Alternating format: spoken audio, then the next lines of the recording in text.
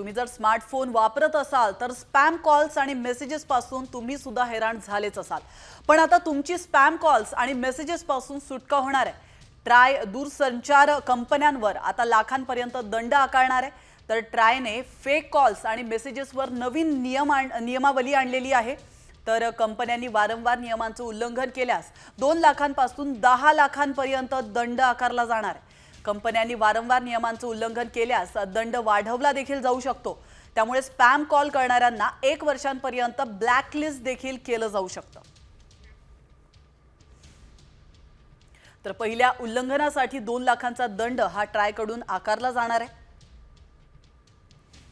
दुसऱ्या उल्लंघनासाठी 5 लाखांचा दंड आकारला जाणार आहे। त्यानंतर प्रत्येक उल्लंघनासाठी 10 लाख रुपयांचा दंड आकारला जाणार आहे। स्पॅम कॉल करणाऱ्या कंपन्यांसाठी हे नियम आखून देण्यात आलेत। वारंवार उल्लंघनासाठी दूरसंचार सेवा 1 वर्षांसाठी रद्द केली जाईल। तर 5 दिवसांमध्ये तक्रारींवर कारवाई करावी लागणार आहे। तुम्ही जर स्मार्टफोन वापरत असाल तर स्पॅम कॉल्स आणि मेसेजेस पासून तुम्ही सुद्धा हैराण झालेच असाल। पण आता तुमची स्पॅम कॉल्स आणि मेसेजेस पासून सुटका होणार आहे। ट्राय दूरसंचार कंपन्यांवर आता लाखांपर्यंत दंड आकारणार आहे। तर ट्रायने फेक कॉल्स आणि मेसेजेसवर नवीन नियमावली आणलेली आहे। तर कंपन्यांनी वारंवार नियमांचं उल्लंघन केल्यास 2 लाखांपासून 10 लाखांपर्यंत दंड आकारला जाणार आहे। कंपन्यांनी वारंवार नियमांचं उल्लंघन केल्यास दंड वाढवला देखील जाऊ शकतो। त्यामुळे स्पॅम कॉल करणाऱ्यांना 1 वर्षांपर्यंत ब्लॅकलिस्ट देखील केलं जाऊ शकतं।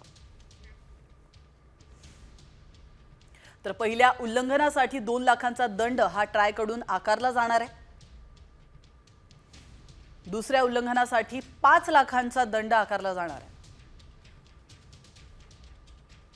त्यानंतर प्रत्येक उल्लंघनासाठी 10 लाख रुपयांचा दंड आकारला जाणार आहे। स्पॅम कॉल करणाऱ्या कंपन्यांसाठी हे नियम आखून देण्यात आलेत। वारंवार उल्लंघनासाठी दूरसंचार सेवा 1 वर्षांसाठी रद्द केली जाईल।